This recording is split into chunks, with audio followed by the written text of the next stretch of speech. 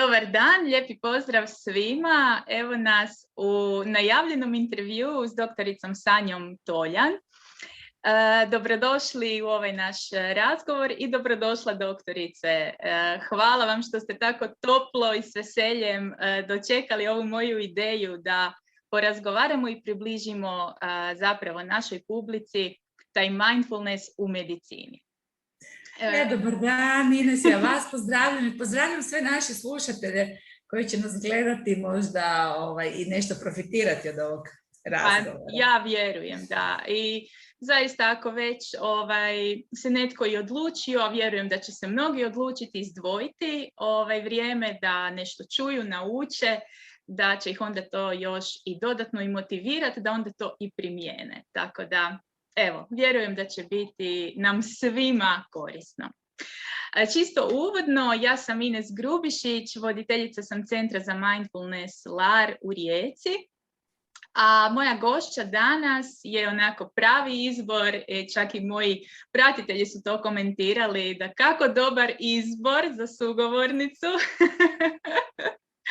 Doktorica Sanja Toljan, ravnateljica Poliklinike Orlando, u kojoj već puno godina prakticira taj multidisciplinarni holistički pristup pacijentu.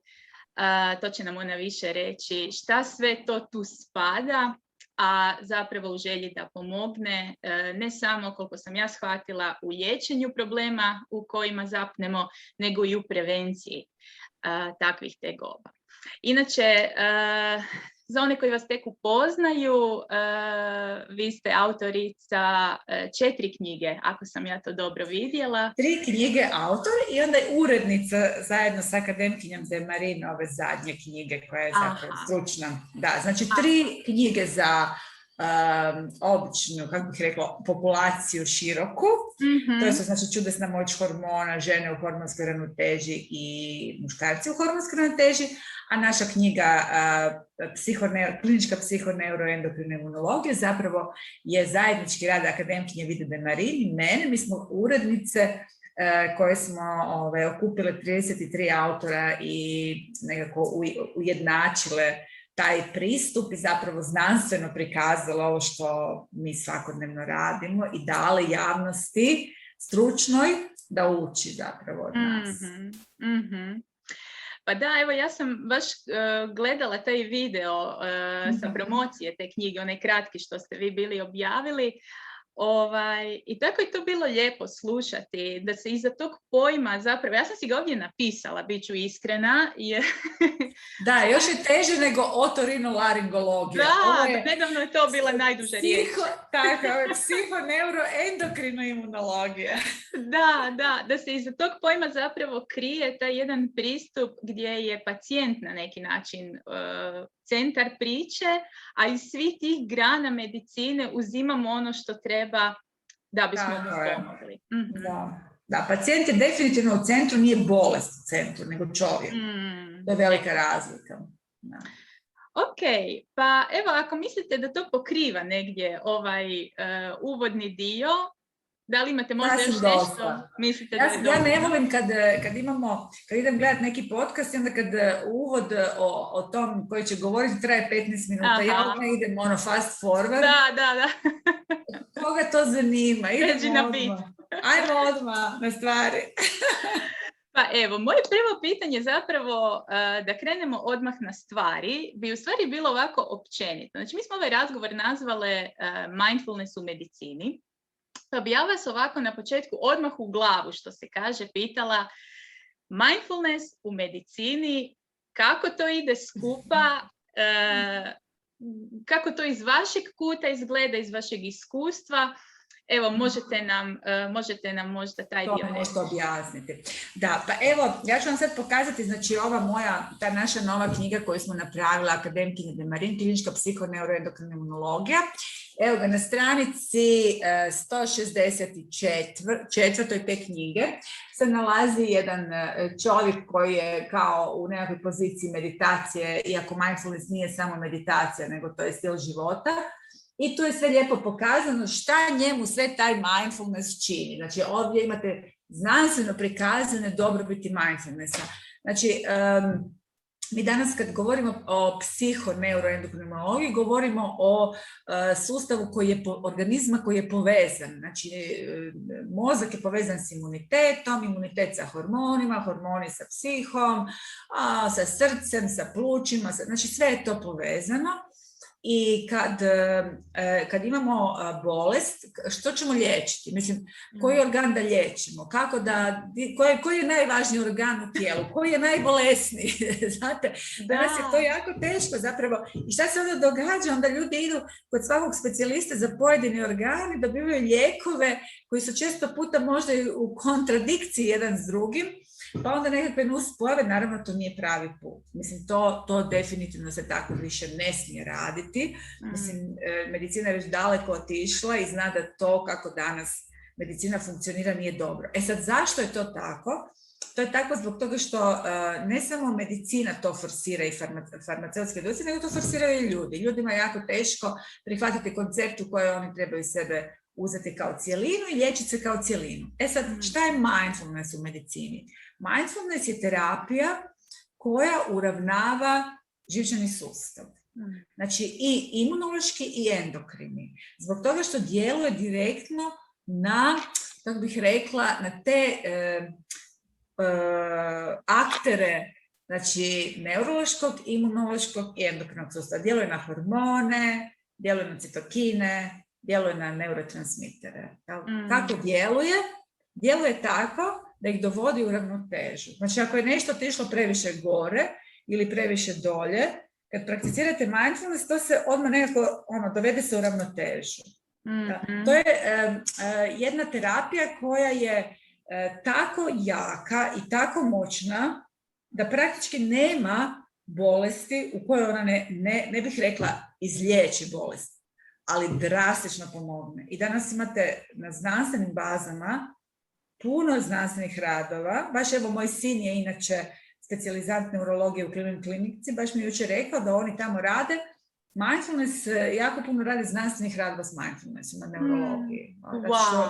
U neurologiji baš jako pomaže, pogotovo kod migrena i tih neuroloških bolesti. Tako da, to je praktički znanstvena metoda koja je dio liječenja, znači rekla bih i psihičkih i neuroloških i endokrinih i imunoloških bolesti. A to su praktički sve bolesti u našem tijelu. Sad, kako se ona sprovodi, to ćete vi reći, to vi educirate, ali u principu to je, mindfulness nije tableta, i to je sasvim jedna nova terapija. I mi se svi moramo naučiti na nove terapije. Došlo je novo doba, post-covid era, i moramo se naučiti na nove terapije. Nećemo se više liječiti sa tabletama ako ne trebamo, liječit ćemo se ako trebamo. Ali ako nam ne pomažu, onda ćemo se liječiti sa novim terapijama. Mindfulness je nova terapija. Definitivno. I ovo kad kažete, evo spomenuli ste znači svog sina da rade istraživanja, to želite reći ovdje baš u Hrvatskoj već radi? Ne, on je u Americi, u Clevelandu. U Americi. Dakle, znači mindfulness je kao znanstvena metoda potekao iz Amerike. Da. John Kabat-Zinn je Amerikanac znanstvenik iz University of Massachusetts, i to je, znači ja to gledam kao znanstvenu metodu. Dakle, ja mindfulness gledam kao terapiju. Ona je za mene stvarno jedna moćna terapija. Da, meni je baš kad sam ja birala svoj mindfulness put, gdje je došao trenutak da sam poželjela sad ja prenositi to znanje dalje. I gledala u kom formatu, jer vani sad već mindfulnessa ima u jako puno programa i zaista je postao trend, onako, ali ja volim reći trend s pokrićem. Definitivno, ima svoje jako uporište, bazično, ima bazu, ima korijen. Mindfulness nije nekakav, šta bih rekla, neka zabava za žene kojima je dosadno. To je ozbiljna bazična terapija. Da, htjela sam reći da je meni baš prelomio zapravo, ja sam se odlučila baš za taj mindfulness-based stress reduction po metodi doktora John Kabat-Zinna, zato jer sam imala taj jedan osjećaj ogromnog poštovanja za taj program, za taj njegov rad, za cijelo to njegovo nasljeđe nekako koje je došlo zapravo danas 40 godina kasnije o samom mindfulnessu, a poteklo je u stvari iz tog programa i te njegove želje da nama zapadnjacima dokaže da brojke da nam mindfulness, odnosno meditacija pomaže. I uspio je, da. I uspio je. To je zbog toga što je došlo vrijeme. Mi smo, znate, danas mi imamo organizam, to je recimo kao jedan automobil koji je sad već jako sofisticiran. Dakle, kad su naši roditelji bili mladi, oni su vozili fičeke i takve automobile. Mi danas vozimo sofisticirane i upravo naši organizmi su u odnosu na organizme naših roditelja i naših predaka puno sofisticiraniji. I vi morate znati kako se nosi s tim organizmom. Znači, mi moramo znati kako upravljati s organizmom. Pogledajte epidemije debljine, hipertenzije, dijabetesa, visoki tlak. To je sve zbog toga što mi ne znamo upravljati sa tim organizmom. I ode u krivom smjeru, ode strovali se niz cestu, niz provaliju, umjesto da ide na more lijepo i da se kupa. Dakle, i došlo je vrijeme sada za nas da naučimo to, a jedna od tih tehnika kako upravljati s organizmom je upravo mindfulness. Da. Nisu naši roditelji morali znati mindfulness, jer njihov dan, oni su vozili jednostavne organizme, oni su imali jednostavne organizme, jednostavne živote. Mi imamo komplicirane ceste, kompliciranu signalizaciju, komplicirane automobile. Imamo jako komplicirano, morate znati voziti. Da. Ja sam se baš i dotakla jednom, mislim sam u nekom svom blogu to pisala, kako nije za očekivati da su nas recimo naši roditelji kroz odgoj trebali podučiti toj vještini.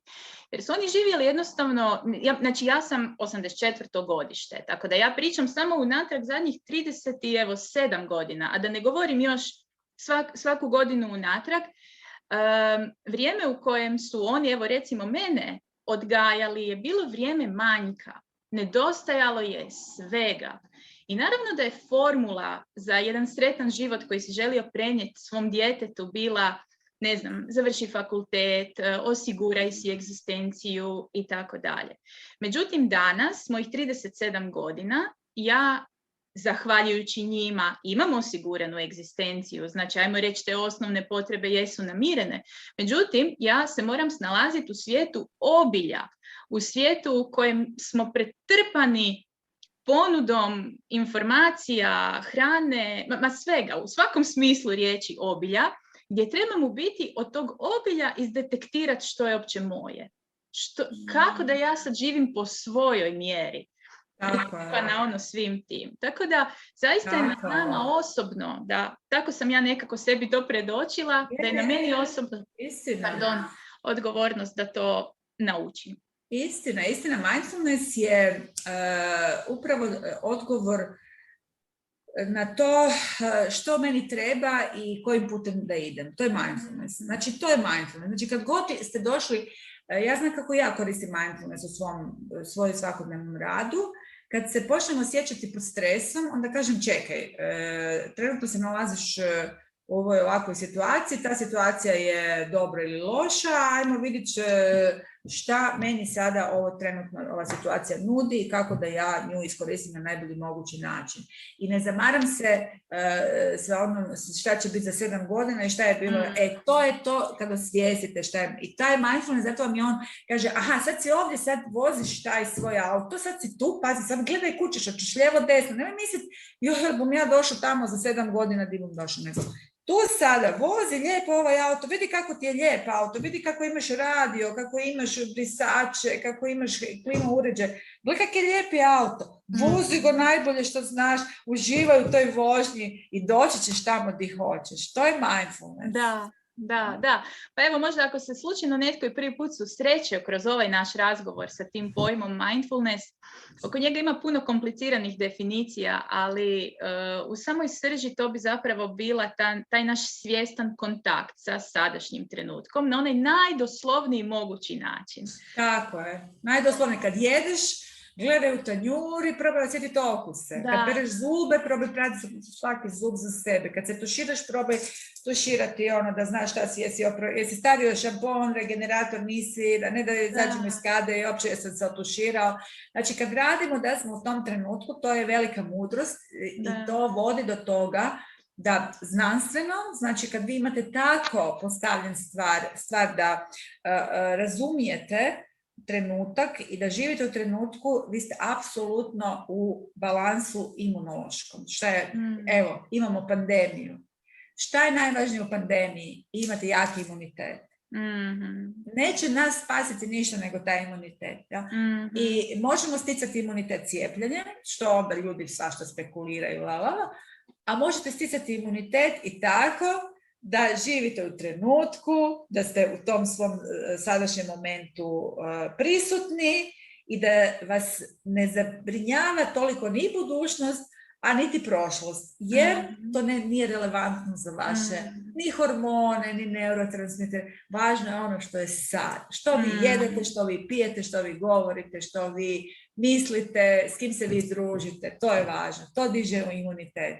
A ne šta će biti za 77 godina, hoću li ja imati novaca. Jel? To je ono što spušta imunitet. Prema tome, prakticiranje mindfulnessa je prilike ono što rade djeca dok mi krenu u školu. Znači, mi svi znamo mindfulness. Samo se moramo raditi u ono kad sam imala 5 godina. Da, ja ga isto tako zapravo često opisujem. Da to nije da mi trebamo naučiti mindfulness, nego da zapravo kroz mindfulness praksu se mi naučimo povezati iznova s tom prisutnošću koja je zapravo uvijek u nama. Samo mi od nje malo onako odlijepimo. Naravno. Jer to je... Tako je, znači naš organizam sam po sebi, on sve zna što treba napraviti. Dakle, ne dajmo mi njemu zahtjev, ajde ti sad pokreni ove limfocite, sad ugasi one limfocite, sad ubaci. Znači, kad bi mi to radili, nešto bi to ličilo, jel? Pa da. Mi samo trebamo reći, ok, ja volim ovaj moj dan i sad ću se lijepo napraviti da mi bude ugodno i ne znam, splanirat ću se svoje vrijeme i organizam će sve odraditi. Vi mu samo trebate dati ulazne parametre, trebate mu reći, evo ja želim sad biti aktivna, evo ja sad razgovaram sa Ines, želim imati super energiju, kad završim sa Ines, ja bi se željela malo odmoriti, da se malo opustim i to, i zadate mu to, onda će on vama dati opuštenje. Ako vi njemu jasno zadajete šta vi želite, organizam će to odraditi, ali ako vi njemu stalno govorite, joj, ja sam napeta jer ne znam šta će biti, u ponedjeljak imam jedan jako težak ispit, još nisam počela učiti, šta će on onda, kako će on reagirati? Biće zbunjen isto i onda će početi krivi limfociti, krivi leukociti, pa će tamo neki citokini, pa će početi boliti glava, pa će jetra propadati, pa će želudac boliti. Jer mi ne živimo u momentu, nego živimo što će biti za 7 dana. Ja znam drastično reći pacijentima koji su anksiozni, a možda sutra svi nastradamo od nuklearne katastrofe. Zašto vi brinete šta će biti za 7 dana? A možda sutra svi poginemo. Doista. Da. Možda svi sutra poginemo. Da. Možda nas ne bude više. Da. Mislim, nije tvoj život najvažniji, nisi ti najvažniji na svijetu. Postoje drugi ljudi, ja? Tako da mindfulness uči upravo kako živjeti u tom momentu i kako iz medicinskog stanovišta pustiti organizam da radi ono što treba raditi. Znači kad ste u mindfulnessu, onda radi organizam ono što treba. Wow, predivno. Ovo ćemo citirati negdje. Da, onda radi ispred, onda prede. Motor prede. Ja bih isto dopunila zapravo samo, kažem, radi možda slušatelja koji si pokušavaju sad složiti tu predodžbu o tom mindfulnessu, da kad ovako i opisujete jednu tipičnu situaciju, svi smo se u njoj našli, da smo pod tušem i u glavi smo u sutrašnjem sastanku, ispitu ili što kažete 7 godina unaprijed što će biti kad bude, ne znam, ovo ili ono, da jedna od stvari koje nas još mindfulness uči i pomaže nam kako da i sve te misli kad odu, znači kad nismo u tom sadašnjem trenutku, on nas uči kako da to sve hendlamo. Znači, on osim što nam omogućuje da uživamo u tom trenutku i da budemo prisutni, on nam je i alat upravo za taj na sve strane raspršeni, emocije kad se podignu, mislim i bilo koju drugu tegobu, od fizičke boli nadalje. Na fokus, nauči vas na jedan fokus. Znači kad prakticirate taj mindfulness, jednostavno u medicini se onda fokusiraš, ne znam, recimo ako imaš kroničnu bol, koja više nije, više se ne može liječiti, znači nemamo lijekova za kroničnu bol, definitivno, znači kronična bol. Ako prakticiraš mindfulness, ti možeš sa tim jako lijepo bol umanjiti, jer jednostavno ta bol je poremećaj, to je nešto što mozak kao takav ne želi. I ako ti kažeš mozgu, ja ne želim taj poremećaj, ja želim taj moj fokus na nešto drugo, na ovo što je bitno, jednostavno mozak to isključio. Vrlo brzo se može to izvježiti. Znači baš kod kronične boli, kad se govori o medicini, mindfulness je number one izbor. Ja bi to prvo radila s tim. Ja sam to radila s mojim pacijentima, to je kognitivno-behavioralno, je kako imam ambulantu za liječenje boli, isto tako. Ja sam inače anesteziolog i bavim se i kroničnom boli. Prva stvar što je njima pomogla, to je znači kad krenu raditi se sa tim svojim pažnjom, sa usmjerenošću, i on tu jako puno napravi. Kronične boli definitivno terapija broj 1. Aha. Ja se sjećam baš iz moje edukacije za MBSR voditeljicu, kad smo imali tu temu oko fizičke boli, pa naš predavač i pitanja koja smo mi postavljali, ali kako ovo, ali kako ono i tako dalje. I onda se sjećam, baš upečatljiva mi je ostala ta njegova rečenica, but it's the only way. Znači, doslovce, kad dođe ta točka gdje više lijekovi ne pomažu, gdje sad imamo kroničnu bol i ne možemo čovjeku pomoć, do danas nemamo drugog alata. Znači, to ti je to. Mindfulness još može to... Tako, i to bi trebalo biti prvo. Znači, kronična bol, prvo mindfulness. Prvo mindfulness. Ako ne želiš mindfulness, ne možeš, imaš otpor prema tome, onda lijekovi. Znači, obrnutim načinom u stvari. Znači, ja bi sve ljude liječila tako da organizam prešaltaju na normalan modus rada. Znači, ako imamo organizam koji ne radi dobro, ajmo mu prvo dati šansu da on počne dobro raditi. Znači, onda imamo psihoneuroendokrinu imunologiju, dakle, to je ova knjiga, u kojoj mi točno pisamo kako čovjek mora, znači, šta znači organizam prešaltati na normalni modus. To znači da mu uspostavite cirkadijalni ritam, znači dan-noć, da uopće zna kad je dan, kad je noć, da mu uspostavite ritam hranjenja, da mu eventualno poboljšate mikrofloru na razne načine, zato što mikroflora je jako bitna, znači crijevna flora, da mu fizičku aktivnost uspostavite i tehnike upravljanja sa stresom, ovdje u ovom slučaju mindfulness. Znači, to je početak opće liječenja bilo koje bolesti. Tih pet temelja, ili ima ih i 6 ili 7, nema veze, tu su još do sada još i hormoni to, već kod nekih ljudi mogu dovesti do izlječenja, a ovi koji ne mogu, onda idemo na lijekove. Razumijete? Kužim, da. Znači, dajmo šansu organizmu, daj ga naučimo trikove, kako će on uspostaviti red, jer organizam to zna, a mi mu moramo pustiti. Znači, ja ne bih kretala sa lijekovima odmah za sve. 10% pacijenata, 100% tvrdim odgovorno, jer to je iz literature, odmah bi reagirali pozitivno, ozdravili bi. Imali bi još možda 30-40% koji bi malo išli sporije, ali vjerojatno bi lijekove trebali koristiti možda 50% pacijenata. Znači, jako veliki pomak bi napravili. To govorite općenito, o čemu god se radilo. O čemu god se radilo. Znači, uvijek ćete imati ljudi koji neće reagirati na promjenu, koji ne mogu akceptirati. Dakle, oni postoje, mi ih moramo, ne samo ih prosuđivati, moramo reći da oni postoje i na njih nećemo djelovati. Ali postoji ogromna količina nas koji možemo liječiti svoj organizam na jedan način koji je prirodan, tako da pošaljemo organizmu poruku da mi želimo biti zdravi, da ćemo mi sve napraviti da ono zdravi i on će ozdraviti. A jedan od tih načina je svakako mindfulness. Ne može bez mindfulnessa. Ne može.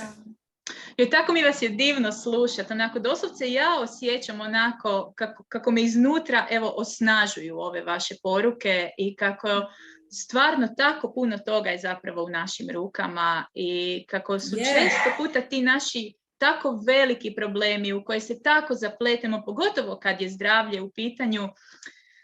Često puta je taj put i kraći i jednostavniji i brži nego što nam se može činiti kad onako zaglibimo u to da nam je sve i da nam ništa ne pomaže. Naravno. Pa malo, znate šta, to mindfulness pa zvuči nekako strano, pa zvuči nekako šta ja znam. Možda kad bi se to zvalo, ne znam, bingo, možda bi to ljudi bolje prihvaćali. Na primjer. Razumijete? Mindfulness baš je nekako teška riječ. Samo nešto. Da, u Hrvatskoj je nekakva usredotočena svjesnost, tako nekako nesimpatičan izraz.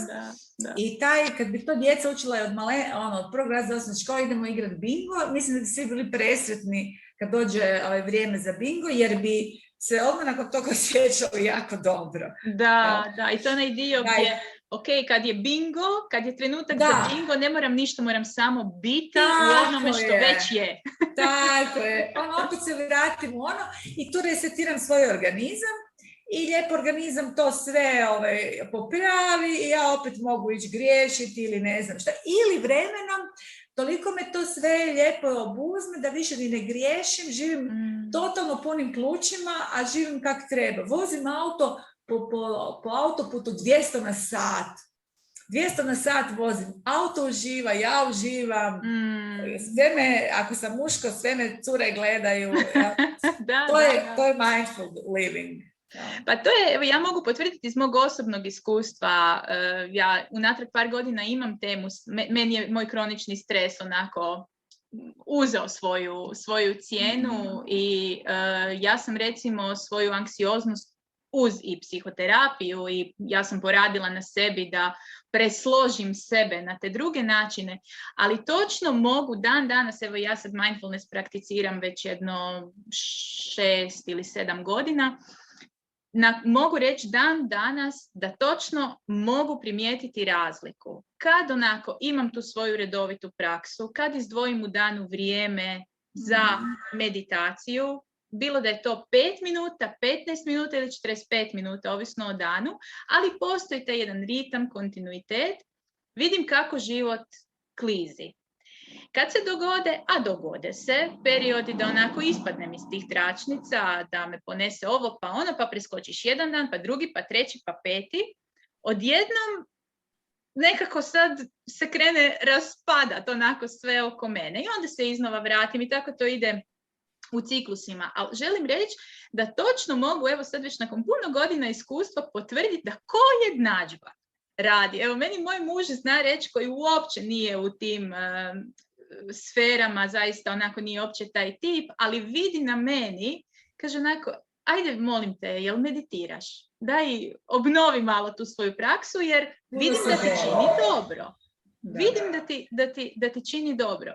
I vrlo često ono pitanje koje meni ljudi postave s punim pravom, to je potpuno pitanje koje ima smisla, kako će meni, ja ću odmeditirati 15 minuta na dan, ali kako će sad to učiniti da ostalih 23 sata i 45 minuta meni bude bolje?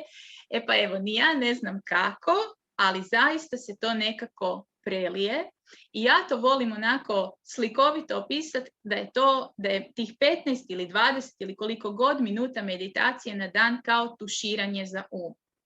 Znači, mi znamo što bi se s tijelom dogodilo da ga ne otuširamo dan, pa 3, pa 5, pa mjesec dana, na što bi to tijelo krenulo ličiti. To nam je svima lako predočivo. Ista stvar, ja vjerujem, a vi evo možete potvrditi ako se slažete, se događa s našim umom. Znači, mi kao da ga on taloži stres, svašta misli, ovakve, onakve, bla, onda odmeditiramo i onda se on vrati natrag. Pa onda drugi dan ponovno, pa treći dan ponovno. I nekako valjda je to moj način da kažem ovo što vi opisujete, da balansiramo taj živčani sustav. Ako sam ponovno vratite parasimpatiku. Znači, stres vam je, znači mi u tijelu imamo taj autonomni živčani sustav koji upravlja sa svim skoro funkcijama u tijelu. Znači, on razumije da li ste vi u miru ili ste vi u nekoj napetosti. I sad on stalno na osnovu toga šalje te raznorazne imunološke stanice i hormone, neurotransmitere. E sad, kad vi na jednom u nekom momentu osjetite da ste pretjerali, da ste došli do crvenog i kažete ok, sad je vrijeme da ja uključim parasimpatikus, vi zapravo sa tim svojom mindfulnessom napravite da presvičate, znači spustite simpatikus, date šansu, kažete mozgu ok, vidiš, nisam u stresu, evo daj sad ti to lijepo sve popravi i on krene to sve popravljati. I njemu treba jako brzo da on to popravi. Jako brzo. Zato danas za moderne ljude, danas imate hrpe tih aplikacija, to sam i ja koristila. Znači ja sam završila mindfulness tečaj 2019. ali sam prije toga već radila mindfulness, imala sam te aplikacije. I to su aplikacije za nekog ko uopće ne mora završiti tečaj, može biti totalni naivac, kao što sam ja bila. I uvijek sam si, recimo, prije nek sam išla raditi, ja moram biti jako koncentrirana na poslu, smirena. Ja sam pola sata uključila na mobitelu meditaciju, ja sam pola sata svoj mozak pripremala za dan, za posao, da se smirim. Znači sve ono što sam prije podne radila, uvijek sam puno pisala, čitala, po kući, kućanske poslove. To uvijek me to nekako nadiglo mi je tu taj simpatikus i onda je došao mindfulness, lijepo, onda sam išla raditi i uvijek sam se osjećala dobro. I onda sam završila taj tečaj i ali i dalje sam nastavila sa aplikacijama jer su mi bile zgodne. I to je ono što danas mladi ljudi vole, te aplikacije. I to sam prebacila na svoju djecu, tako da moji sinovi koji su, jedan je liječnik, drugi je sa financijama se bavi, ekonomist, obojice rade mindfulness i moj suprug koji je isto kao i vaš, isto kako su kod nas inače ti balkanski muškarci, stvarno jedan pojam zbilja, ne znam imali šta tvrđe od pojma balkanski muškarac, čak i on radi mindfulness, išao je sa mnom zajedno na tečaj i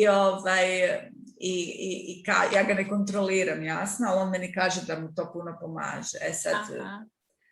Primijetila jesam neke promjene, ali ne još uvijek onako kako bi ja željela, ja sam jako kritična, ali u principu ja mislim da je isto da. Mogu, razumijemo pojam mindfulnessa i kad želimo dobro živjeti, samo kažemo da idemo sad, molim te šta mindfulness kaže i onda stvarno živimo dobro. Da, predivno. Da, ali to su ti balkanski muškarci, da, to je. Pa da, to je, ali onako, ima svatko nekakav svoj sustav uvjerenja koji je potrebno uskladiti s onime što će taj netko raditi. Jasno, to je u redu, samo što, to se može zvati, na primjer, mi smo imali ljude, naše bake i te generacije, oni to nisu zvali mindfulness, oni su zvali molitva, idemo u crkvu. Znači, mi danas ne idemo svaki dan u crkvu, većina ljudi se ne moli, a onda nešto moraš imati. Izbacili smo, ne znam, nekakav pobožnosti, ali onda moramo imati neku modernu pobožnost, neku znanstvenu utemeljenu pobožnost, a to je mindfulness. Ja? Da. Sve se zapravo na kraju svodi na ovaj ili onaj način da se zapravo vratimo sebi i da imamo taj kontakt sa sobom i taj nekakav, baš kao što ste super na početku rekli, taj jedan baš kao alat za upravljati sobom kroz život. Kako se voziti, kako voziti svoj organizam, kako voziti svoj auto. Točno. Da, u molitvi uvjeriti daješ Bogu pravo da te riješi. U mindfulnessu ti daješ svom mozgu dozvolu da se riješi. Znači ti mu kažeš apsolutno ti si vladar i riješi to na najbolji mogući način. A ja sam sad tu i čekam da me ti ispraviš. Da. I predivna je ta spoznaja da on to zna kako. On to zna. Ništa ne moramo novo učiti. Mindfulness nas dovodi do toga biti, do toga da shvatimo tko smo i što smo, kud idemo. I kako se trebamo ponašati. Znači, kad počnete, recimo, jedan od načina kako ja konkretno, recimo, uklapam mindfulness sa svojim pacijentima. Prva stvar, morate naučiti ljude da moraju spavati u neko normalno vrijeme i da se moraju ustati u neko normalno vrijeme. Znači, moraš imati nekakav normalno, to se zove cirkadijalni ritam, jer po tom cirkadijalnom ritmu radi sve naše stanice, sve što te stanice luče, razumije dan i noć. Znači, ako nemamo cirkadijalni ritam, vjerojatno nećemo moći ni taj mozak reprogramirati. Dakle, to je prva stvar. Druga stvar, učim pacijente jesti na mindful način. Znači, nije bitno što jedeš, nego kad i kako jedeš. Znači, uopće ne razgovaramo o kvaliteti hrane. Znam, često puta mi znaju reći, joj, doktorice, ja sam mislila ćete vi meni sad reći ja moram jesti više brokula, a vi meni pričate ne. Naravno, zato što možete jesti najkvalitetniju hranu. Ako je ne jedete na mindful način, silne ste novce potrošili, bacili ste to sve u smeće. Znači, prije svega hrana je trenutak u kojem organizam dobiva energiju i on mora znati da je to energija. Da ste vi posvetili taj trenutak za hranjenje. Da je to benzin kojeg vi, kad ste na benzinskoj, punite. Ja? Ako vi uzmete onu punilicu pa šarate okolo, vi niste napunili auto. Jer niste bili koncentrirani na tu rupicu da gurnete unutra. Znači, kad jedete, morate jesti sa svim čulima, osjećati hranu, osjećati teksturu, jer je ona fina, jer je ona vama ugodna, jel vi žvačete, jel to vaš organizam voli, jel ta hrana vama proizvode dobre senzacije. I onda, kad vi to pojedete, onda vaš organizam zna da ste vi pojeli hranu, da ste vi dobili energiju i da ste vi spremni za sljedeći korak. Ako vi jedete sendvič i pri tome se na kompjuteru pišete ili imate sastanak, ni ne znate kakav ste sendvič, ni šta je u njemu bilo, ni sam ste ga natrpali, bolje da ga niste pojeli. Dakle, drugi korak je, znači, mindful eating, znači jesti sa osjećajem, sa sviješću da jedemo. Treća stvar je fizička aktivnost. Kad ćemo prakticirati fizičku aktivnost? Šta znači uopće fizička aktivnost? Odnos prema fizičkoj aktivnosti. Je li ja idem sad trčati zato što su mi rekli da sam debela pa moram smršaviti pa idem u teretanu i tamo mi neko nabija, a meni je to odvratno i ne da mi se. Ili ja idem lijepo u šetnju, pa ja idem sa svojim psom u šetnju, pa ne nosim mobitel, pa mi idemo, pa vidimo ovo drvo, pa on stane, pa se popiški, pa ja gledam koje drvo je on zapiškio, pa gledam druge pse, pa gledam druge ljude, pa ja iz te šetnje nešto vidim, pa sretnem neke ljude, pa s njima popričam, ili ja samo jurcam, stavim se slušalice na ono, slušam neku jaku muziku, a mislim o sastanku koji će se desiti za 7 dana. Dakle, ne trebate ići, rađe nemojte šetati ako tako šećete. I onda četvrta stvar je taj, što mi zovemo mindfulness, meditacija. Ja? I sad onda mi možemo meditirati, legnemo i naravno, ako je cijeli vaš život, ako su to pretrpavanja sa sendvičima, ako je to vježbanje u krivo vrijeme, na krivi način, kad legnete nećete moći meditirati. Nećete moći meditirati. Nema šanse. Ali ako ste sve ovo radili što sam vam ja rekla, praktički ste cijeli dan bili u meditaciji. Da. A onda ta meditacija koju mi zovemo meditacija, to je samo ponavljanje onog svega što ste vi taj dan napravili. Nije samo utvrđivanje, evo sad ja lijepo meditiram. A vi ste zapravo cijeli dan meditirali. Da, to je taj predivan način kako se zapravo, mi to u mindfulnessu zovemo formalna i neformalna praksa. I to je, znači, formalna praksa kad zaista sjednemo, vježbati da budemo prisutni. Znači, niš drugo ne radimo, nego samo jesmo prisutni sa svojim mislima, emocijama, što već. I ta neformalna praksa gdje uključujemo tu punu prisutnost u sve što radimo. Tako je. I onda je zapravo prekrasno promatrati kako se te dvije, kažem sad, ovo je samo ista stvar rečena na jeziku mindfulnessa, kako se one isprepliču i kako se, recimo, to što svaki dan izdvajamo vrijeme da odmeditiramo prelije na ostatak dana, da smo jednostavno više prisutni sami od sebe, bez da mi sad tu ulažemo neki napor, tako i obrnuto ovo što vi kažete, kad smo nekako posvećeni tome da taj naš dan je ono po našoj mjeri, što kažemo, da smo prisutni, da smo zaista u tome, da jedemo taj sendvič, pa makar je bio najnezdraviji sendvič na svijetu. Ali da znamo šta smo pojeli u njemu. Da. I da smo ga žvakali. Onda više nije nezdrav. Onda više ne postaje nezdrav, nego postaje dobar. Znači, to je hrana koju smo mi odabrali za sebe, pojeli smo svjesno i neće nam naškoditi. A ako smo natrpali najskuplji obrok u sebe, ništa nam neće. I to je jako česti slučaj, no? Da mi danas imamo to da mislimo da ćemo mi to nešto na neki mehanički način. Nećemo mi na mehanički način. Uvijek se u liječenje mora uključiti mozak. Znači, ako mozak nije spreman za liječenje, vi možete ići kod najboljeg doktora, najboljeg kirurga, vi ćete biti dalje bolesni. I koliko vrijedi ovo što kažete onda uložiti u to da damo priliku svom tijelu i organizmu, kao da se maknemo sami sebi s puta zapravo.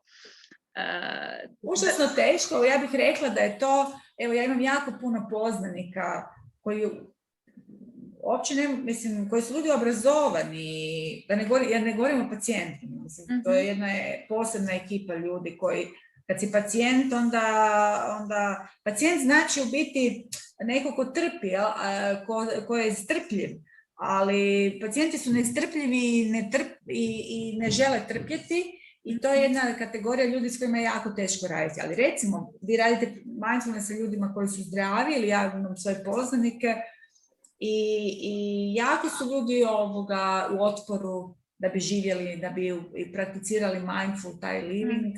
Jako su u otporu, jako u otporu. Boje se da imaju super energiju, da se super osjećaju, kao da ne znaju šta bi s tim.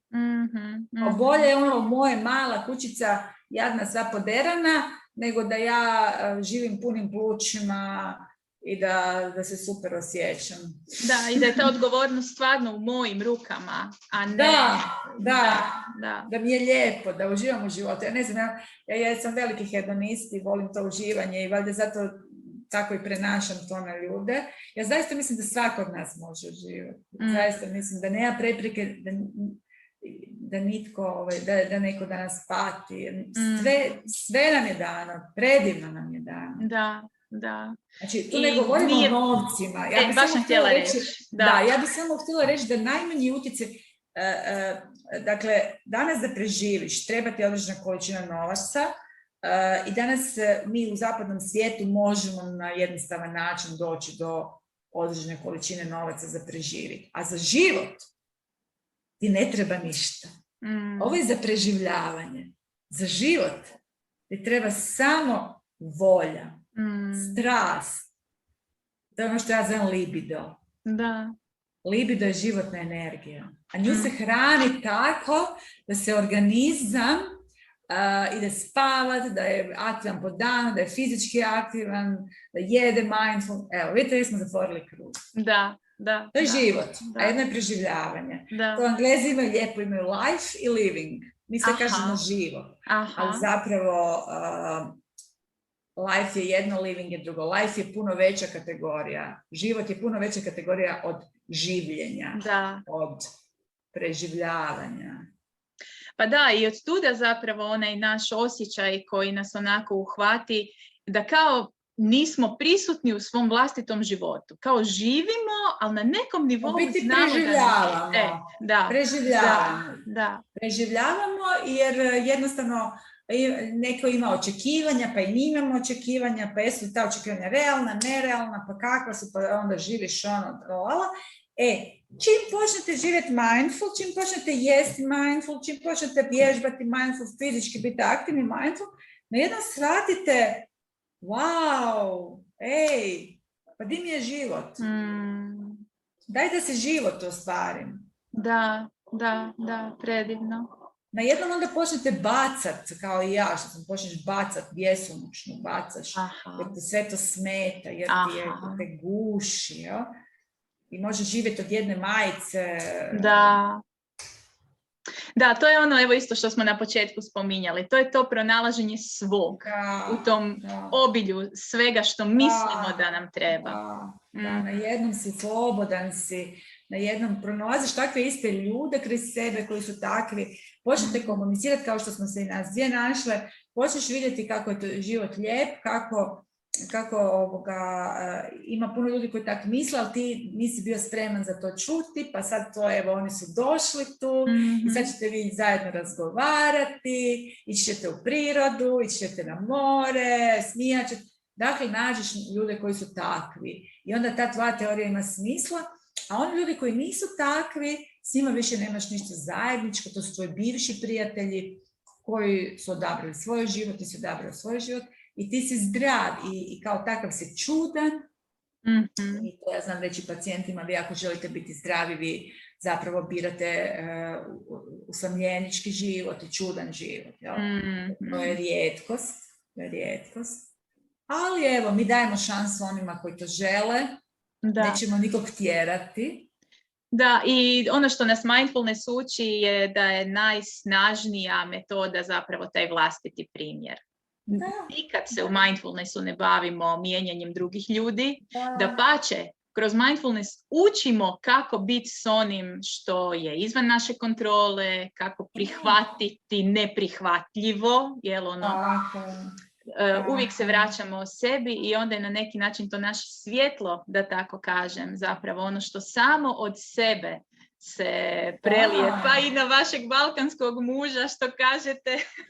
Moj balkanski muž je prihvatio, išao je sa mnom na tečaj mindfulnessa.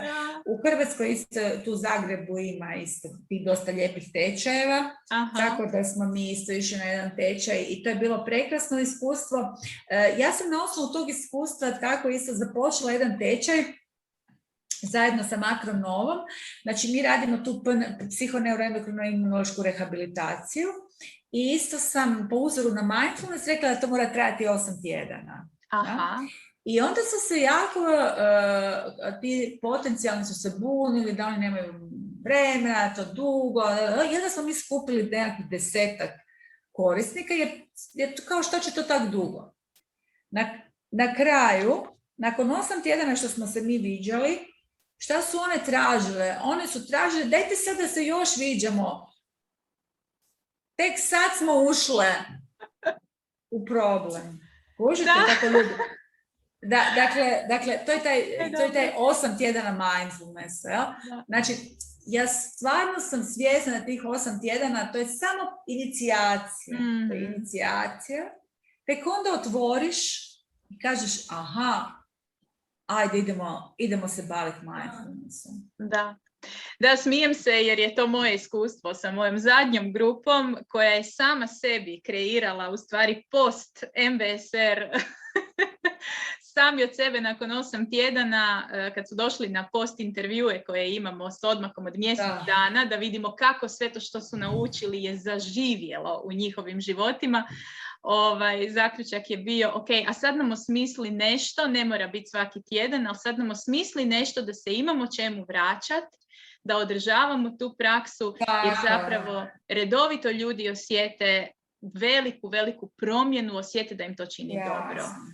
Pa ja vjerujem Jon Kabat-Zinu i svima koji su zainteresirani za mindfulness bi volila da to prvo pogledaju neko od njegovih predavanja, da vide njegovu karizmu, da vide koliko on normalan čovjek, koliko je on jedan od nas, koliko tu nema nikakve mistike, koliko je to sve prirodno i mislim, kogod malo rezonira sa zdravljem, kogod u sebi ima klicu zdravlja, reče da, to je to. Da, to je to. Da, ja mogu reći da čak njegova knjiga je i na hrvatski prevedena. Ako će nekog zainteresirati, na hrvatskom je prijevod Živjeti punim plućima. I druga knjiga je Gdje god da kreneš već si tamo, što je meni osobno predivan naziv. Evo, preporučam Jon Kabat-Zina, obožavam ga. Nadam se da ću ga jednog dana upoznati uživo, jer zaista je jedan od mojih učitelja. Kako ste se, doktorice, vi baš susreli? No, koji je bio prvi tren kad ste uopće čuli za mindfulness? Pa iskreno, sad uopće to ne znam, ali taj mindfulness je u moj život ušao nekako kao što sve kod mene uđe, kad sam ja spremna, ja saznam za to. Aha.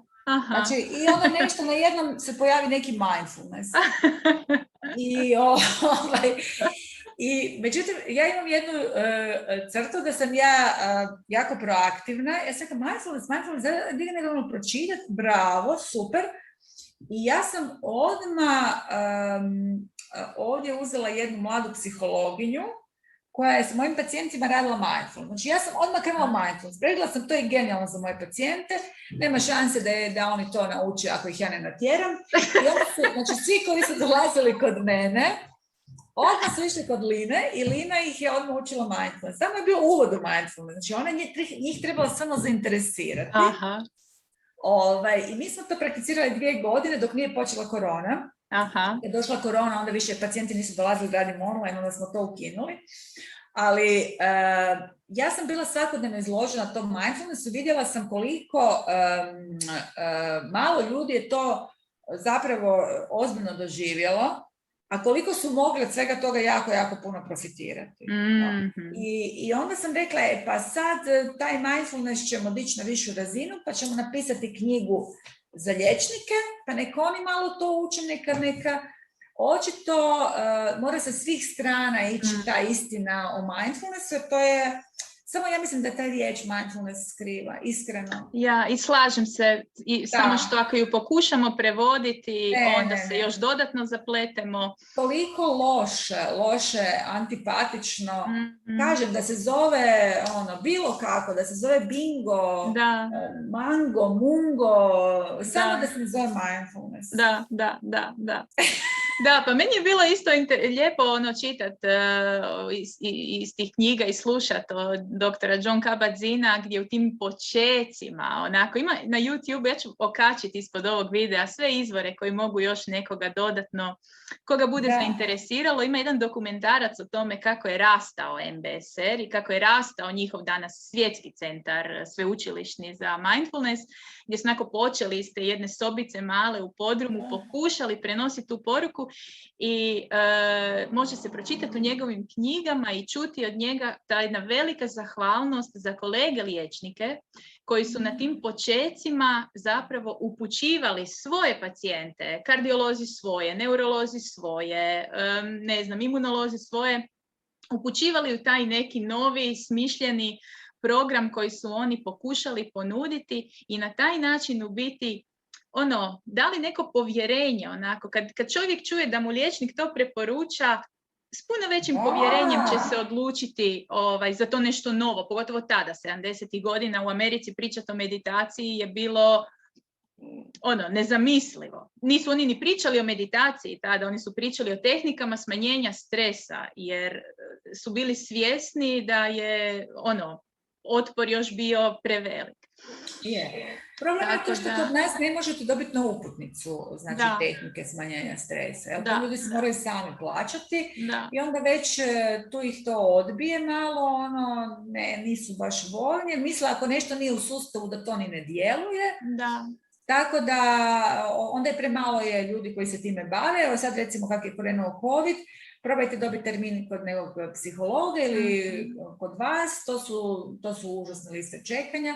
Dakle, to je ona nova medicina koja se tek sad stvara, u kojoj će glavni akteri neće više biti liječnici. Ja to moram sa žaljenjem reći, ja sam žalosna zbog toga, jer moja struka je, bojim se, na velikom raskršću.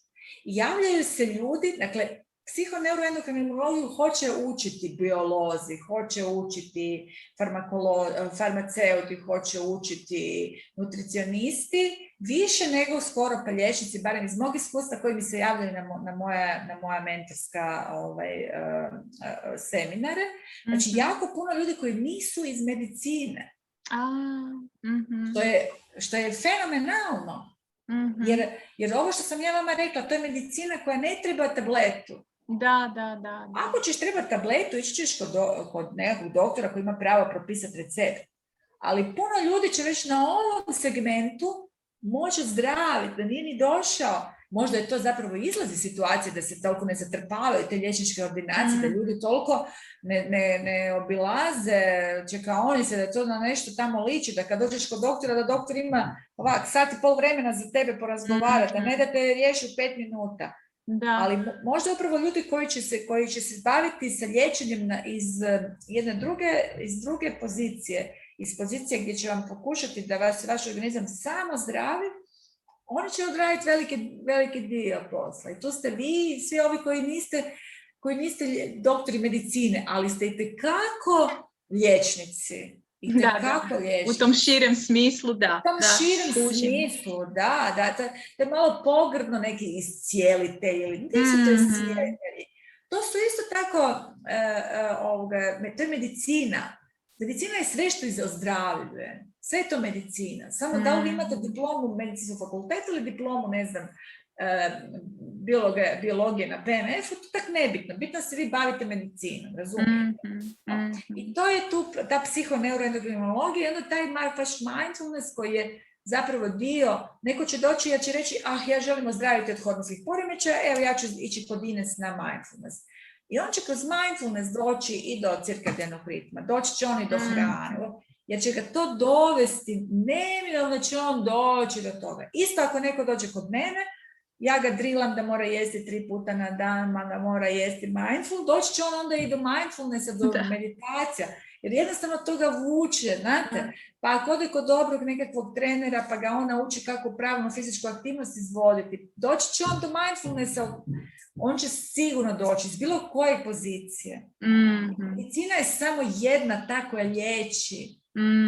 Bilo koji put vi izabrali, vi ćete se izliječiti. Samo morate krenuti od nekog. Morate spustiti tu avanturu, što kaže poznate naša psihologinja Ljubica Ulić. To je avantura promjene. Moraš se upustiti u avanturu. Život je jako zanimljiv. Najgore je kukati. Da. Samo se treba, što kažete, otvoriti i onako s tim voljnim momentom zadat parametre organizmu. Tamo idemo. Tamo idemo, to treba djecu u osnovnoj školi učiti od malena i da onda kad dođe u pubertet, kad dođe u adolescenciju, kad počnu problemi, da zna dijete izaći iz toga. To je pravi pristup. A da li ćemo mi moju generaciju ili još starije od mene promijeniti? Ja nisam sigurna da trebamo. Mi se trebamo fokusirati na ljude koji imaju potencijal za promjenu, to su mladi ljudi, i tako stvarati sasvim novu generaciju ljudi koji će vladati ovom planetom na jedan drugačiji način. Ja vjerujem u novo doba i u njegove mogućnosti, a mi smo nekako u toj tranziciji od toga. Od starog načina razmišljanja prema novom.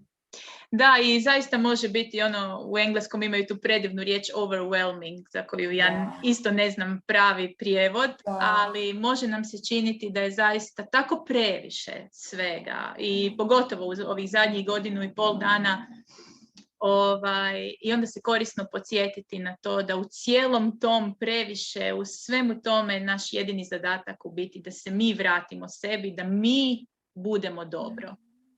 I onda ne samo što smo time učinili da jedna osoba manje na svijetu je dobro, nije u patnji, nije u boli, nego onda se to preljeva dalje. To je ono što onda čini promjenu i tako zapravo idemo i kroz taj težak period koji je stvarno bio težak. Mislim, na puno nivoa je on stvarno izazovan.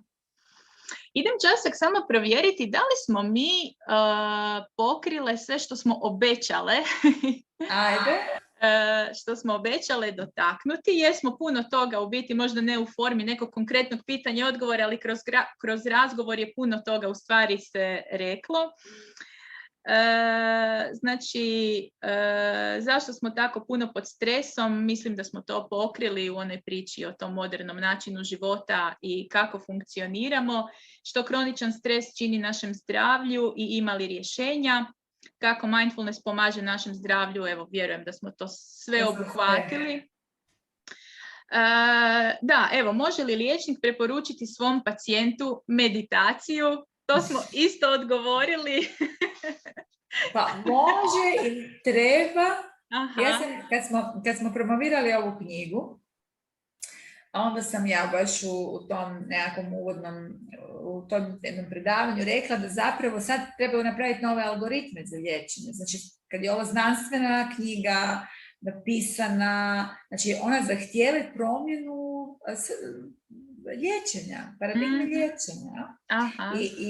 I tehnike nošenja sa stresom, ne samo mindfulness, nego bilo koja, je dio terapije. Dakle, to je apsolutno dio terapije, neovisno da li vi patite od, ne znam, visokog tlaka, koje kao mi smatramo fizička bolest, ili imate, ne znam, anksioznost, koju smatramo da je psihički. Dakle, tu je terapija, znači, jedna i druga bolest profitiraju od tehnika nošenja sa stresom, jer balansirano, kao što sam rekla, taj parasimpatikus. Jačaju taj parasimpatikus. A parasimpatikus onda zna kako dalje šta treba raditi. Mi moramo pojačati taj parasimpatikus.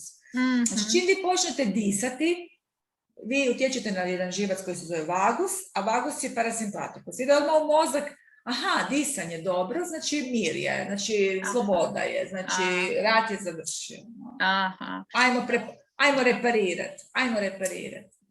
Baš kako vi to opisujete, znate kako si ja to zamišljam? Kao imam tu hrpu tema sa zdravljem, pa srce, pa ovo, pa želudac, pa ne znam sad šta sve. I onda moram kao rješavati, pa ovdje prehrana, pa ovdje ovo, ovdje ono. A onda ovako slušam vas i zamišljam si tu meditaciju i mindfulness i tehniku nošenja sa stresom koja je onako, ko jedan bat onako porješava svih odjednom. Da, istina. Da. Ta slika mi je došla. Istina, jer je to sve u glavi, jer ide iz glave. Znači, kad vi u glavi smirite i kažete to je, ja sam sigurna, i sve počne kako treba. Da. Čim počnete disati, mozak shvaća da ste vi sigurni. I kad ne dišemo, nema znači u ratu se ne diše. Da. Čim počnete disati, znači, prošla opasnost, dobro, idemo popravljati stvari, idemo popravljati kuću. Da, meni isto bilo zanimljivo, na primjer, kad kažem mindfulness pomaže kod imuniteta. Zvuči to ovako dosta apstraktno. I onda mi je bilo pregenijalno pročitati, ali to je taj Jon Kabat-Zinnov stav s kojim je on odlučio pomoći cijeloj nama praktički zapadnoj kulturi. Je rekao, ok, ako ja želim tvrditi da mindfulness pomaže ojačati imunitet, dođe neko genijalac, ja znam iz literature za to jedno istraživanje, vjerujem da ih je bilo više, gdje onako fizički uzme grupu ljudi i stavi ih u tečaj, 8-tjedni njegov MBSR, mindfulness tečaj, i drugu grupu ljudi koji i dalje žive normalno kako već žive. I onda nakon 8 tjedana i jednima i drugima da cjepivo protiv gripe i idu brojati antitijela, znači idu gledati jačinu imunološkog odgovora. I genijalci utvrde da ovim ljudima koji su 8 tjedana bili u tom treningu mindfulnessa imaju više antitijela, jači imunološki odgovor od kontrolne grupe koja nije imala. Dakle, daju nacrtani dokaz koji jedini stvarno naš prosječni zapadnjački može isprocesuirati. Wow, ovo opipljivo pomaže. Ovo nije tamo nešto. Imate jako puno takvih istraživanja. To je ako idete na našu medicinsku bazu podataka, to hrpa takvih istraživanja. Ja sad to nisam htjela sve to navoditi jer to nema smisla, ali mislim, mi znamo točno mehanizme kako mindfulness radi, kako on zapravo taj imunitet preslaguje. Prema tome, to se sve zna. Znači, to su baš brojke, onako, egzaktno. Egzaktno. Dakle, to je egzaktno, a to je za te nevjerne tome. Znači, naš cilj nije da mi nevjernog tomu pretvorimo u vjernog tomu, nego da mi jednostavno prakticiramo pravu medicinu, pa ko je spreman doći će, ako nije spreman neće, i za njega postoje druge vrste medicine, ali ovo je jedna medicina koja je jeftina, koja je lako dostupna, koja je prirodna, ne znam šta bih još rekla za nju. Ne, marketinški najbolja, ali za ljude koji to mogu prožvakati. I vjerujte mi, takvih je malo, ali mi, što sam rekla, kad stvorimo jednu kritičnu masu, on će to ići dalje, širit će se. Eto, 40 godina je trebalo John Kabat-Zinn da mi danas ovdje pričamo o tome, pa treba će još možda 20 godina da to uđe u praksu. Ali imamo strpljenja, radimo ovo što sad nas dvije radimo možda za moje unuke, a vi za svoje unuke. Prema tome, sve to ima smisla. Drvo se uvijek sadi za budući naraštaje. Drvo se sadi za budući naraštaje. Istina. Tako da nećemo mi možda uživati u tome, ali netko će drugi uživati i mi ćemo biti dio toga. I zbog toga smo sad vesele obadve jer doprinosimo napretku. To je baš... Pa da, a i možda onako isto... Vjerujem da ta ekipa sa sveučilišta u Massachusettsu kad su krenuli 70. godina isto nisu mogli znati ni kada, ni gdje će stići. Ma ne, oni su bili jako skeptični, oni su znali da to neće daleko doći. On danas kaže, ja ne mogu vjerovati da je to znanstvena metoda, on danas ne vjeruje. Da, ali kažem, evo, još uvijek je živ, vrlo vitalan, vrlo aktivan i tako dalje, može svjedočiti, evo, 40 i toliko godina kasnije, što se dogodilo. Prava jedna mala mindfulness revolucija zapravo. Da. Prekrasno. Ja sam oduševljena s mindfulnessom i dalje ga preporučam i evo, dio je moje knjige i mislim, ako ću nešto u budućnosti raditi, samo jednu stvar da radit ću samo mindfulness, znači od sveg liječenja. Wow. Dakle, definitivno samo, ako mislim da je nešto najmoćnije, to je definitivno mindfulness. Da, predivno. Da. To je otprilike i odgovor na ovo sljedeće pitanje koje smo kao najavili, znači uloga mindfulnessa u medicini, to smo iscrpno odgovorili i kako će se razvijati u budućnosti. Rekli ste nam kako ste se vi susreli s mindfulnessom, što vas je privuklo kao osobu, što kao liječnicu, to ste nam isto lijepo predočili. Kako vi prakticirate mindfulness i kako joj on pomaže? Možete nam reći ovako, kako to izgleda u jednom vašem običnom danu? Da. Ja sam postala taj neformalni mindfulness praktikant. Znači, nastojim, kad se ujutro probudim, nastavim dok radim kavu, ja nastavim tu kavu doživjeti sa svim čulima. Kupujem posebne vrste kave, tako da u njima uživam, pa ja sam baš tip koji voli fino jesti i piti. Baš ja moram jesti dobro. Ja ću biti gladna ako je nešto na stolu što ja ne volim, što mi nije fino. Ja? Tako da ja jako puno u tom mindful eatingu, ja to obožavam. I onda recimo isto tako kad kuham isto jako volim to isto. Druga stvar di jako upotrebljavam mindfulness je na primjer šetnja. Ja veliki dio godine provodim u Lici, tamo kad idete u šetnju, to su onak dosta strmo, dosta se ljudi zapušu. Međutim, kad vi uzmete mindful walking, vi idete 1.000.000 kilometara, ništa se ne zapušate. Znači, uzmem si lijepo ritam udah, 2 koraka izdah, 2 koraka. Iako je pravi mindful walking, 1 korak udah, 1 korak izdah, 1 korak udah, to je kako su budisti, jel? Oni rade mindful walking za neki, uzmu neki cilj, onda rade mindful walking. A ja uzmem 2 koraka udah, 2 koraka izdah, 2 koraka udah. Ja onda tako lijepo prolazim tim šumarcima, to meni tako lagano sve. Ja se poslije toga osjećam tako relaksirano, tako punim plućima dišem. I to su mi recimo 2 trenutka u danu gdje sam ja najviše mindful. Naravno da ja nastojim, na primjer kad perem kupaonu, ja nastojim biti mindful. Jer jako je lako prati WC i misliti o 7. danu. A onda kažem, čekaj, daj, tu si sad, daj ovo. Vidi kako je ovo tu malo, pa daj ovo. Vraćam se, često puta u danu se vraćam na taj mindful. Jer što ću razmišljati tamo o onome 7. kad ne znam šta će biti, jel? A svi imamo tu tendenciju da razmišljamo o tom nečem što će biti i ne 100 puta, 150 puta na dan se vratimo u ovaj moment. Jako ja vježbam, pa 100 puta se mora vraćati. Znači onaj ko ne vježba, taj i 300 puta ako krene s mindfulnessom. Nek se ne... Znači, to smo naučili na tečaju, da to što nama misli pobjegnu, to je monkey mind, to je mozak koji bježi, to je normalno, to nije bolest. Da, i to bude često kad ljudi tek počnu, onako, u prvom, drugom tjednu tečaja tek počnu vježbati meditaciju. Jedna od prvih spoznaja bude kako je teško zauzdati. I to je je uvijek teško zauzdati, samo što kad vi napokon sjednete tih 10 minuta u meditaciju, vi postanete toga svjesni. Aha, tako radi. Tako radi. Samo ga vratiš i kažeš, ajde, nemoj tamo misliš šta će biti za 7 dana.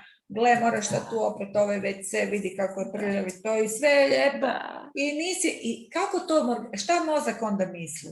Mozak onda misli, pa vidi, sve je normalno, sve je dobro, mislim na ovaj tu WC školjku, znači sve je okej. Ja? Znači to je kako prevodi mozak stres. On kaže, nema stresa, sad smo tu u kupaoni, vidimo kupaonske sve stvari i tu smo. Znači to za mozak nije stres, to je za mozak normala. Aha. A za mozak je stres, kad bi ja bila u kupaoni, ja mislila o nekom problemu koji me, ne znam, kak me neko proganja, kak me neki pacijent napada ili kak me susjed hoće, ne znam, pokrasti. To je onda loše, jel? Mindfulness je u svom životu najčešće tako da ja nastavim svaki trenutak se tu i kad se recimo s nekim raspravljam i onda odem u neke rasprave i onda ja kažem čekaj stop, pogledaj sad ovo tu, ovu divotu, jo kako je ovo lijepo i onda ja sebi tako to pripremim. Ja mislim da mindfulness nije nešto što vi morate prakticirati po pravilima. Mislim da svako mora napraviti svoj mindfulness. Da, mindfulness često puta se dogodi kako nama recimo ta formalna praksa kroz tečaj bude 45 minuta svaki dan, zato jer ga učimo, jer ga vježbamo, jer je to taj poligon, da tako kažem, za usvojiti novu vještinu. Međutim, i čak sam tečaj polazi od toga da nije sad ideja da vi ostatak života morate izdvajati sat vremena ni za meditaciju, ni za ništa, nego sam tečaj, recimo nama konkretno u 8. tjednu bude ok, sad idemo istražiti što je za mene dugoročno održivo, kako ja želim to naučeno znanje ponijeti dalje u život. Tako da zaista nema pravila, nekome treba možda, mene kad uhvati ti stresni periodi, kad mi se podigne anksioznost, meni treba nekoliko dana, tjedana, da ja zaista se vraćam svaki dan formalnoj praksi 45 minuta, jer mi je jednostavno potreba živčanog sustava za tim. Međutim, isto tako, ponekad je to što kažete, samo po putu vraćat se i osvijestiti taj meditativni moment zapravo u svemu što radimo. Na neki način. Da. Doktorice, još je bilo samo jedno pitanje od jedne naše pratiteljice, ovo smo drugo sve ovako mi zapakirale kroz razgovor, malo je specifično, pa za kraj bih čisto da ponudimo odgovor. Pitanje je bilo vezano za prirodne preparate i te dodatke prehrani. Da li se s njima može pretjerati, da li se s njima može, uzimate jedno i drugo i maca prah i ne znam koje je točno sad bilo pitanje, vrkutu, evo to mi je ovako ostalo u sjećanju, pa onda jedno s drugim ide, ne ide, pa dodatak za željezo, pa C vitamin za imunitet i tako dalje. Znači, da li tu, zato što je nešto prirodno, možemo s time pretjerati, da li možemo napraviti nekakav konflikt i kome se recimo obratiti za savjet na tu temu? Evo, znam da vi puno radite i sa tim prirodnim preparatima kad je u pitanju balansiranje hormona, pa sigurno evo možete... Može.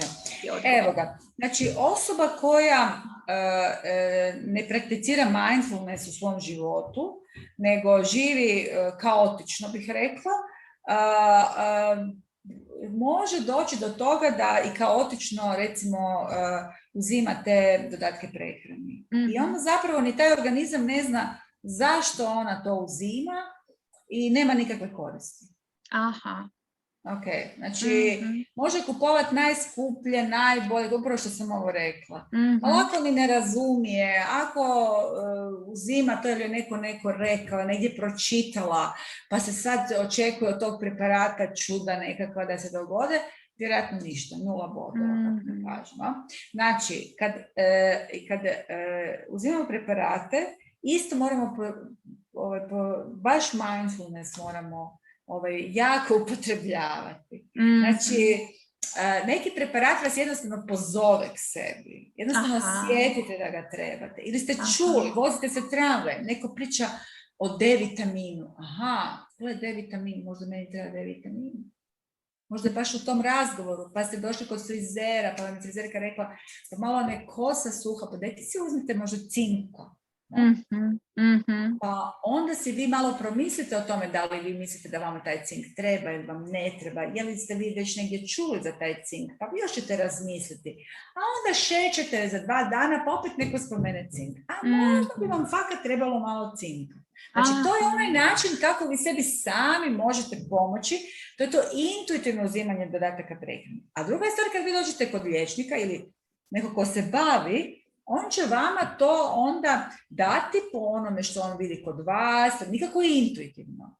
Ali vi kao osoba sami možete sebe intuitivno lijepo nahraniti ako vam ti dodaci prehrani dolaze onako postepeno i vi ih probate o njima razmišljati malo. Da li je to stvarno nešto, da li vam to rezonira? Ja znam da uvijek mi fale, ne znam, C-vitamin, znam da mi fali C-vitamin i opet kad ne uzimam cijele godine. Ima nekad perioda kad ga uzimam više, kad mi organizam kaže trebaš C-vitamina, a nekad jednostavno pogledam onu kuticu, prođem kraj nje i ne trebam ga. Znači vi tu baš opisujete, ako ja evo dobro to ubirem, kao to je povjerenje u biti u tu mudrost našeg tijela. Da, organizam točno zna šta vama treba. Samo morate ga osjetiti, vi ga morate tako voditi kroz život. On vas vodi kroz neke teške situacije u životu i on će vama reći da vama treba. Ja recimo ne volim omegu-3 nikako. Nekad mi organizam baš gleda u nju i baš uzmi si ju, ali ja inače ne volim. Nekad mi je baš treba, baš se sjetim omege. Sa biljkama pogotovo, biljke su moćne, jako moćne, ali svaka biljka ima svog čovjeka, svoje vrijeme, travar će vam, iskusan travar će vas gledati i reći vaša biljka je ta. On će upotrijebiti intuiciju. Zato što jedna biljka ima moć da popravi sve organizmu. Pitanje je da li ste vi baš u toj fazi spremni za tu biljku.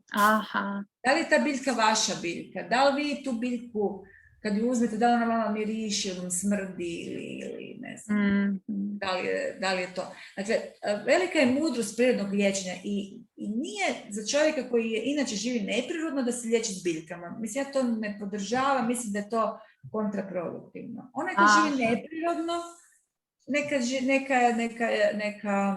neka uzima lijekova. Onaj koji živi prirodno, neka nastoji živjeti prirodno, a biljke i dodaci prehrani će mu dolaziti malo po malo idealni. Može mu neko savjetovati za početak, ali ne može tako cijelo vrijeme. Mora onda razbiti tu intuiciju i kasnije uzimati prema intuitivno te preparate. I nikad to se pretrpavati. Šta ćete to? Pa nije to kanta za smeće, pa ću ja sad sve ubaciti, pa što više to bolje. Ne, od biljaka što manje to bolje. Jer one djeluju stimulativno. Ako vi toga puno stavite, vi ste to sve zakrčili. Da. Svega malo, malo soli, malo papra, malo cimeta, malo. Znači svega malo, onda one živnu, onda one dobiju tu moć. Predivno. Znači opet je to onako razgrnuti to sve oko nas, da bismo u biti osjetili sebe, tog mjesta onda nekako znali. Ponekad onako kao da suptilno ispod svega znamo. Biljke imaju samo znanje. One ne djeluju, one ne blokiraju ništa. Znači lijekovi blokiraju. Lijek je napravljen da nešto blokira. Uvijek blokada. Biljka ništa ne blokira. Biljka samo ispravlja. Predivno. Hvala vam, super. Ovo je baš onako možda neočekivani odgovor, ali stvarno najbolji koji smo mogli dobiti. Evo, baš predivno. Evo, hvala vam na tom. Evo, polako bi to bilo sve. Da li nam možete na kraju čisto reći, znači, za koga ste vi ovdje, ko se vama može obratiti, sa kakvim tipom problema? Vjerujem da su, kogod je slušao, već mogao osjetiti što može očekivati od susreta s vama u toj ulozi pacijent-liječnik. Pa evo, čisto da onako još možda to zaokružimo, znači, tko se može vama obratiti i zbog čega? Da. Znači, ja se bavim sa tom psihoneuroendokrinom imunologijom, iako sam poznata kao doktorica za hormone, a hormoni su samo jedan segment, jer oni komuniciraju sa svim drugim sustavima, pa tako kad taknemo hormone, onda idemo i u imunitet, idemo i u psihu, i u mozak, i sve. I kod mene se uglavnom dolaze ljudi koji su već se negdje liječili, liječe se, ali su recimo nezadovoljni, dobivaju lijekove koji im ne pomažu, ne miču se s mjesta, nemaju dobru energiju, umorni su, žele više od svog života. Znači oni su spremni za jedan lijepu promjenu i oni su spremni da im ja sve ovo ispričam i da oni krenu na taj put. To su moji pacijenti. Oni koji očekuju da ću mu ja dati nekakav lijek i da će on od toga neku kremicu, će on to namazati i jako biti dobro, neka ne dolazi, ja to ne nudim. Da. I kad gledamo čisto po vrsti tegoba, znači to može biti najširi spektar. To mogu biti sve, dakle sve. Najčešće su to ipak problemi sa energijom, znači ili manjak ili višak energije, problemi sa žljezdama, raznim, pa hormonski neravnoteža, imunitet i to, ali u principu znači neki ljudi su više fokusirani na neke probleme, pa njih više ističu, ali onda u razgovoru kad mi počnemo to sve vaditi van, onda vidimo da je to zapravo uvijek cijeli organizam bolestan. Da. Ok, ja ću ostaviti sve podatke na vašoj web stranici, se sve lijepo može vidjeti i kako doći do vas i kako to sve teče i tako dalje. I vidjela sam ima i članaka na vašem blogu, isto na nekoliko tema. Na Facebooku radim malu školu hormona i imam YouTube kanal, to su kratka videa, ne ovak duga kao ovaj naš, to su kratki videi od 3-4 minute o raznim problemima i kako to treba pristupiti, tako da su to je zgodno sad za pogledati, to ostavljam za buduće generacije da imaju to pogledati i za ovu sadašnju, jer ja se još možda neću dugo baviti ovom medicinom, pa da ostane nešto zabilježeno, ja ću vrlo vjerojatno ići u mirovinu i malo se ja posvetiti sebi, svom životu. Vidjet ćemo kako će to biti. Ja sam zaslužila biti u mindful stanju. Definitivno jeste i ja pratim vašu malu školu hormona od kad sam saznala za vas i vaš rad i preporučam ju od srca. To je ne samo informativno, nego i osnažujuće i ohrabrujuće i baš od srca preporučam da zapratite doktoricu Toljana, koju još ne pratite, na Facebooku, na njenom YouTube kanalu. Što se tiče mene osobno, isto tako ostavit ću podatke i od mog centra. Ja u svom centru podučavam MBSR, Mindfulness Based Stress Reduction, dakle mi kroz tih 8 tjedana učimo u jednom onako vrlo ozbiljnom i strukturiranom programu mindfulness vještinu i njezinu primjenu konkretno na stres u najširem smislu te riječi, znači sve što stres je. Krenite, uđite u škole i tu ćete najviše napraviti. Ja vam želim da prepoznaju to ovi naši pedagozi, štali su koji se bave i da to ozbiljno uđe kao predmet u osnovne škole. Ja vidim da vani imaju već zaista, istraživanja su toliko, ono što kažu, nevjerojatna, da se u školama počinje postojati u sve stručne službe, što se podrazumijeva da škola ima psihologa, pedagoga i tako dalje, da ima zaista osobu koja i osoblje i s dječicom radite, naravno na njima prilagođen način. Ali nek se zove bingo, a ne mindfulness. Evo, ako sluša netko koji je iz tih sfera, uzmite u obzir ovu sugestiju. 15 minuta binga svaki dan. Da, možda ja to uključim u moje MBSR polaznike, možda im bude onda onako lakše izdvojiti to vrijeme. Ljepše zvuči bingo nego mindfulness. Da. Eto, bilo mi drago također, ja sam sretna da vi postojite i da takvi mladi ljudi se bave, jer to isto nije vaša prva struka nego vaš izbor. I samo takvi ljudi poput vas će uspjeti da se medicina širi na pravi način i vi ste svjedoci zapravo, proroci, moderni proroci. Eto. A bome i vi isto. Hvala vama na vašem doprinosu, na ovim našim prostorima, što ovako tabate taj put toj jednoj modernoj medicini od koje ćemo, ja vjerujem, kako godine budu odmicale, mi kao pacijenti imati sve više i više koristi i bit će to sve skupa, kako ste vi rekli, jedno novo, bolje, kvalitetnije društvo za svih nas. Tako je. Hvala vam puno na vašem vremenu, hvala vama svima koji ste izdvojili vrijeme da nas poslušate. Pratite doktoricu Toljan, pratite moj rad, pročitajte njezine knjige i primjenjujte ono što ste danas saznali, čuli, jer zapravo s tom primjenom u stvari tek dolazimo u taj prostor gdje možemo onda vidjeti svoju vlastitu promjenu. Kako sve ovo što smo čuli, saznali, što nam je možda bilo zanimljivo ili onako primamljivo, ali kako to sve skupa stvarno onda može donijeti opipljivu promjenu za naš život. To je u stvari bit priče. I to ja uvijek kažem i mojim polaznicima, ja sam zaista, što sam rekla na početku, dirnuta jako radom Jon Kabat-Zina i cijele te MBSR priče i svih ostalih programa koji su se poslije nadogradili. I divno mi je da imamo toliko tisuća znanstvenih istraživanja kao taj jedan kapital, resurs kojim možemo tvrditi da nešto pomaže, ali u konačnici što će nam sva ta istraživanja ako mi za sebe ne osjetimo promjenu. Tako da ono što je jedino relevantno je zapravo ta osoba koja nakon 8 tjedana meni dođe i kaže ali meni konkretno je život bolji, meni konkretno je pomoglo da ja i sad šta god bilo. To je ono što se broji. Tako je. Eto ga, lijepi pozdrav. Sve lijepi pozdrav i vidimo se uskoro. Pozdrav. Hvala vam. Doviđenja.